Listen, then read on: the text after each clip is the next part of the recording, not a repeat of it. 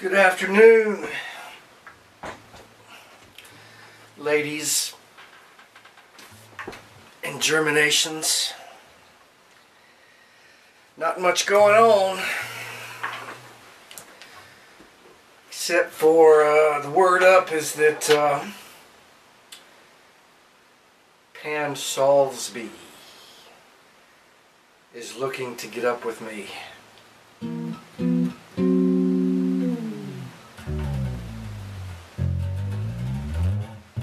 Anyway,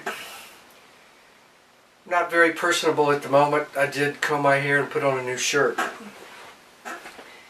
because my life is torture.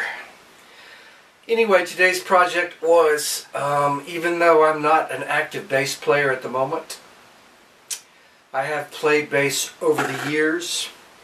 I've played some gigs on bass. My fingers are suffering a little bit of arthritis. So that is kind of prohibiting me from playing as much as I want to.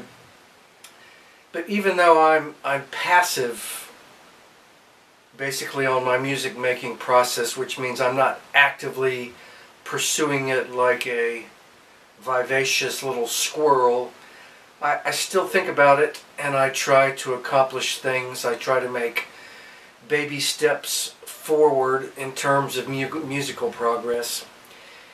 And because there seems to be a need of bass players in this particular community, which there always are, I've been thinking about the bass a little bit. I purchased this Fender Precision bass from Music Go Round in Columbus, Ohio back in the 1990s. It's not a pinnacle vintage 58 or 59, Fender P-Bass, pre-CBS, any of that. But the good thing is it is not made in Mexico. It's an American-made P-Bass, and it plays in tune, and it has a nice woody sound. And that's why I bought it for less than $600. I vowed at that particular time never to touch it, to leave it set up the way that it was, because it was good enough to play. And by God, if I didn't break my cardinal rule. But part of that is because I stored this bass in a closet inside the house while I've been out working on cruise ships, and consequently I learned that if you don't release the tension on the strings when you store the bass, that the neck will bow. And this neck did just that.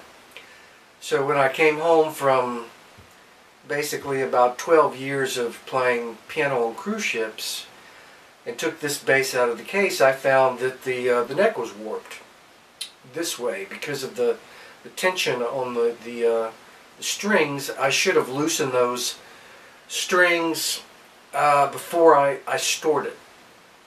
So that necessitated a small maintenance routine, which was basically finding the proper Allen wrench to be able to crank the truss rod down inside the neck, which is a bowed piece of metal hollowed out inside the neck, that as you turn that Allen screw, it turns that truss rod and it pulls the neck back and straightens it the way that it should be. So I did that. You have to take the pick guard off to get into that hole, but I think by using my very poor eyesight, I kind of shot it by eye, looking down the neck, and I got it relatively straightened out, which then necessitated a change in the tuning and the height of the strings at the bridge. So I got my panties in a wad, and I got all rambunctious about the bass, and I broke my rule,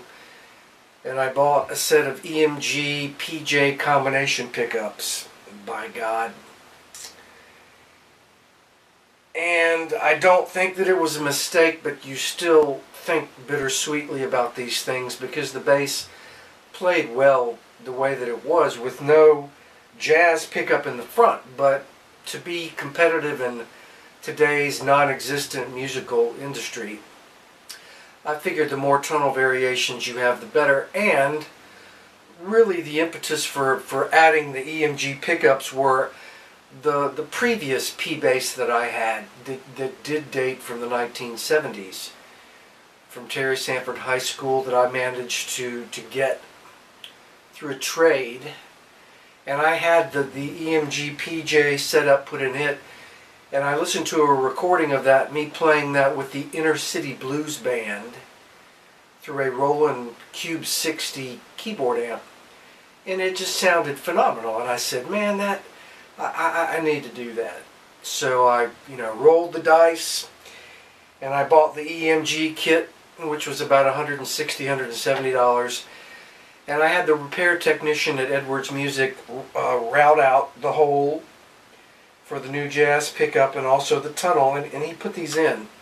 The only difference from the previous EMG set from back in the 90s was, instead of having hard soldered wires, they had ribbon connectors. And I'm not positive that ribbon connectors are your best bet. It's a cheaper way to not use regular wire. I would have preferred there to be real wire inside there, but it was a ribbon setup. There was a little bit of a problem with the ground initially, but anyway, he got those put in. And then in the continuation of my rambunctiousness, I had a black badass bridge that I've had for a long time for whatever reason. And I decided that, gee whiz, I'm going to go ahead and put the badass bridge on. So as you can see, this is a through the body string, TB. The string goes through a hole in the body. Here are the holes in the back. It's not a traditional bridge, and the badass bridge was not, that type of bridge was not available anymore for the string to go through a hole and into the body. So I just put a regular badass bridge on there. The holes were pretty close, so I was able to shoot that again, by eyesight, completely unskilled in bass repair. I put that badass bridge on just fine. I got it adjusted for intonation and for the height of the strings. And immediately there was just too much sustain. You just don't need that much sustain. Certainly when you're playing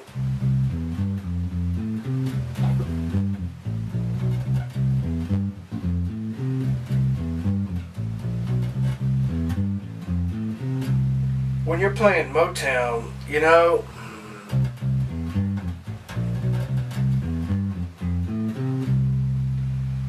you like for the sound to die away gradually in a pleasing envelope, as Christopher Walken would say, a pleasing envelope. But you can hear, as I attack, it doesn't go ba, wah, and stay the same volume. It has an envelope to it. An envelope is a quintessential component of a musical tone that shapes the sound as it attacks, it decays, it sustains, and then it releases. And every sound has got an envelope consisting of attack, decay, sustain, and release. This envelope on a Fender bass is extremely important, especially in jazz, because in jazz music, when you play upright bass, you want the tone to die away after the initial pluck, so that you're going to be able to hear the chord change played on either the guitar or the piano. You don't want the tone to sustain because it will muddy the sound. You need the pitch and the attack and a good note, and then it dies and fades to leave space for the chord change. That is the beauty of, in particular, the Fender bass.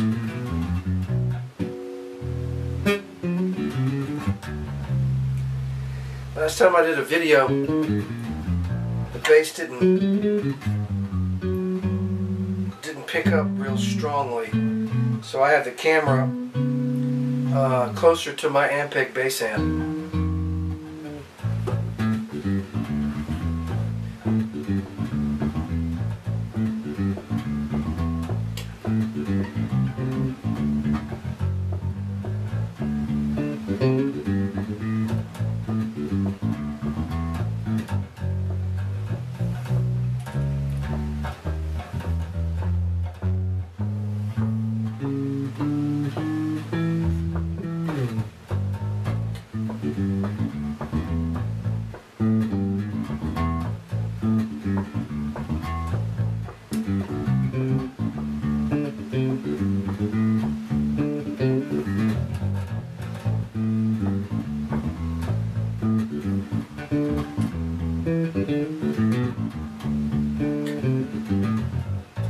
Got a little bit too much growl.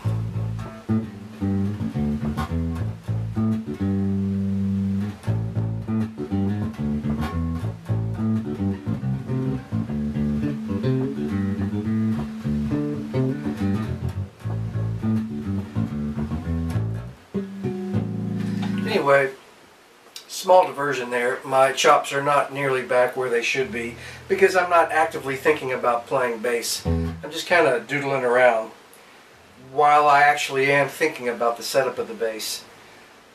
The envelope is very important.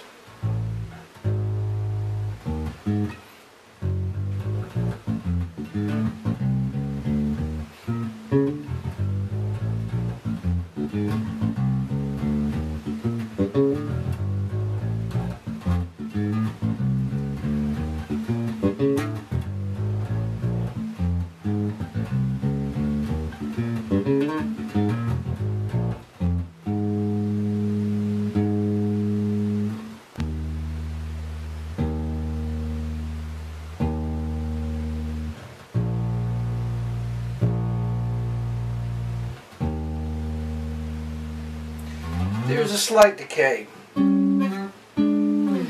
Anyway, today, so thinking about there was too much sustain.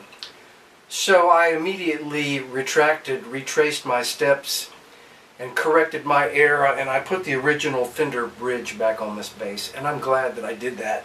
And it took quite a bit of actually readjusting the, they call these the saddles, I guess, to get the volume uniform. I'm still not positive that I have this done correctly. The entire notion of the height of the pickups to adjust the volumes of the individual strings so that it'll be voiced and musical as you play from low to high.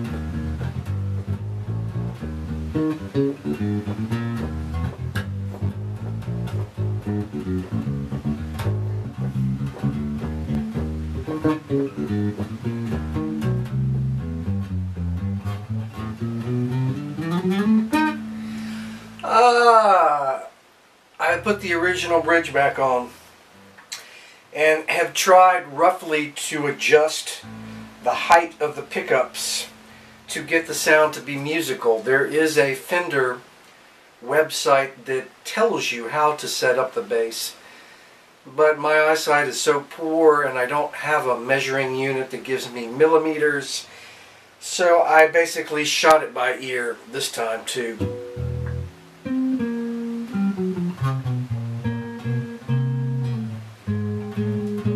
And I think the bass is basically pretty musical. I would like to have a professional, real bass player look at it.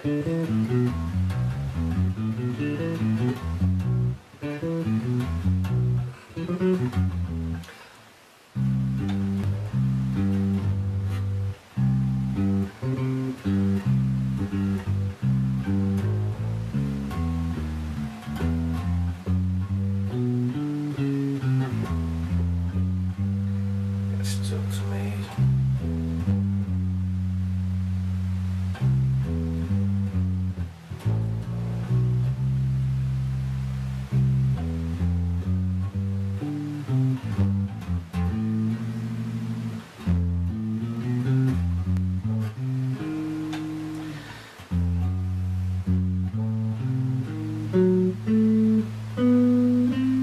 What I find is that the front pickup, the jazz pickup, gives me some volume in the G and the D string that I didn't have before, that was actually kind of problematic.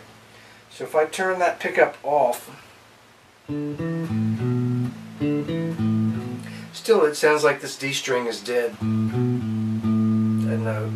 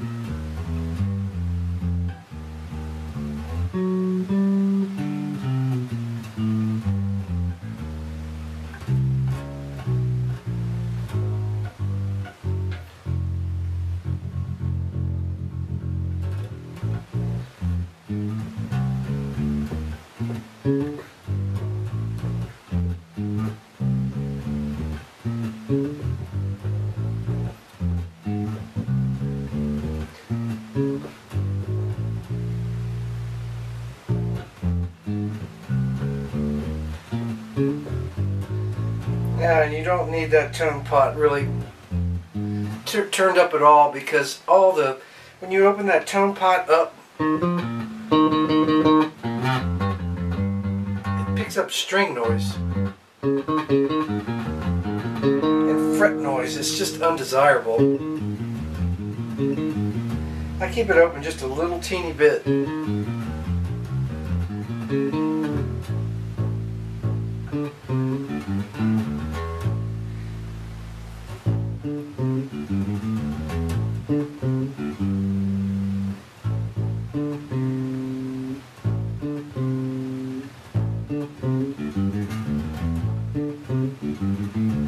Yeah, that front pickup gives you a little bit of a mid-range growl,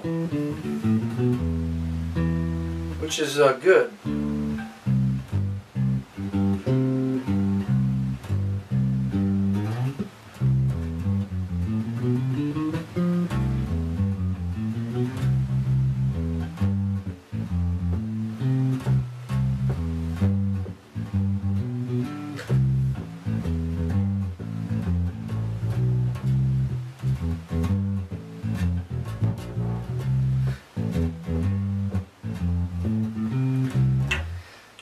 So pickups, pretty well adjusted for volume. I find that I don't get a whole lot of volume out of this J, and so I probably really need to raise it up to get more volume out of it. And you can kind of tell with your fingers, because you put your thumb right there on that E pickup, and so you're down here playing, which I don't do very often.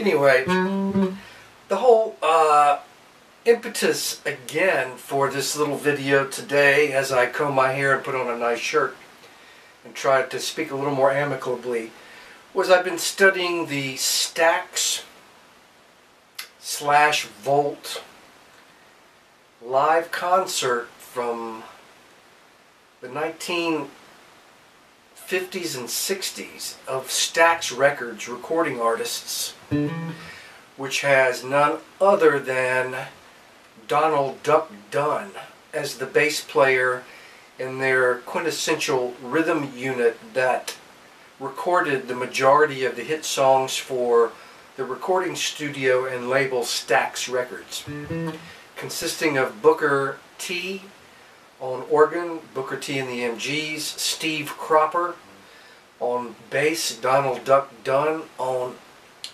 guitar, Steve Cropper on guitar, Donald "Duck" Dunn on bass, playing a 1958 precision Fender bass with labella heavy-duty strings that I tried to find today with string diameters from the G string to the E, 0.052, 0.073, 0.095, 0.110. These are the heaviest gauge strings made available for bass by the company Labella.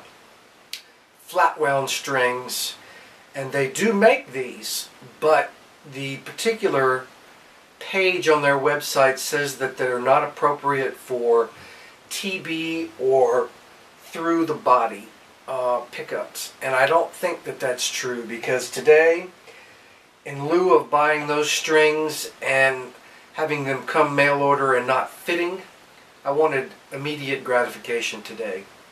So I went to Guitar Center here in Fayetteville, and instead I bought D'Addario flat wound strings at a bit of a compromise, but the diameters were thicker than norm. So what I did get was 0.050, 0.070, 0.085, and 105, which are almost as big as Duck Dunn strings, being the A string is 10 increments less and the E string is also 5, but a fairly good match for being able to put them on and play today. And having never played flat wound strings, that Duck Dunn played, one of the most recorded bass players of all time at Stax Records for Otis Redding and Isaac Hayes, Sam and Dave, and also the other seminal bass player for Motown, James Jamerson, also, it turns out, played these same heavy-duty labella, heavy-gauge strings. I really wanted to try to get that sound on my bass, so I compromised and I bought these chromes by D'Addario XL, and they work fine, and I liked them. So I think that was a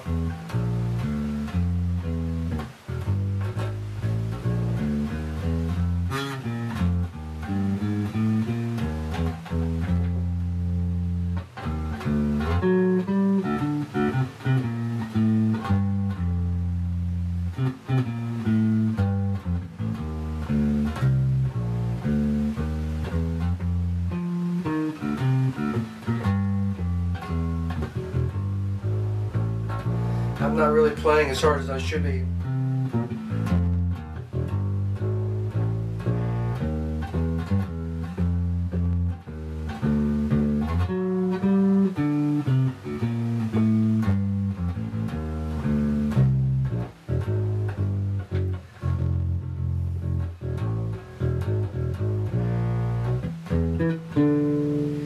So anyway, flat wound, heavy gauge strings, not quite as thick as Donald "Duck" Dunn. I also found another set of strings advertised at Musician's Friend which are Rotosounds that are handmade in England and a similar diameter used by Sting and the British bass players.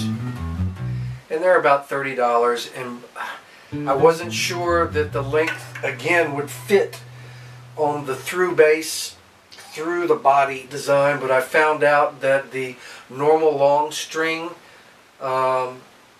strings work just fine for this bass. So I actually may go back and order that set of Rotosounds.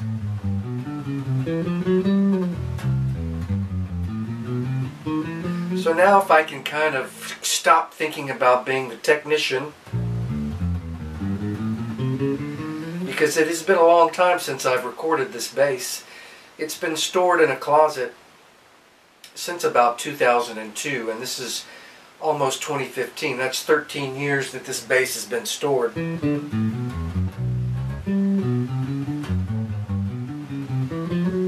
I have to say, the feel of the flat wound is just far superior. The smoothness on your finger. Why I ever got round wound strings, I don't know. Because I didn't know any better. And those work fine too, but in terms of comfort,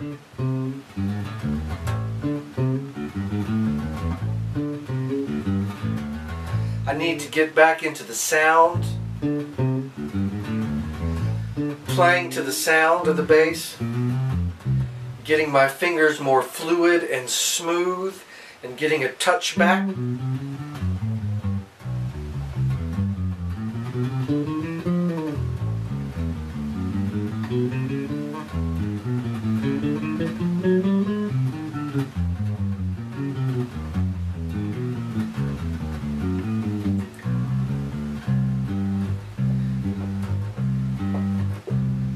Too much growl.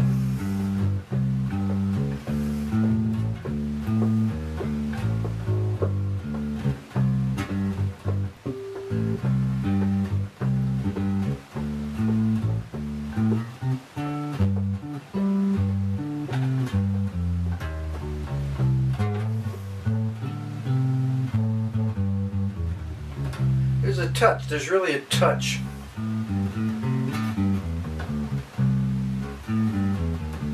A smoothness that I wasn't getting because I'm going, you know.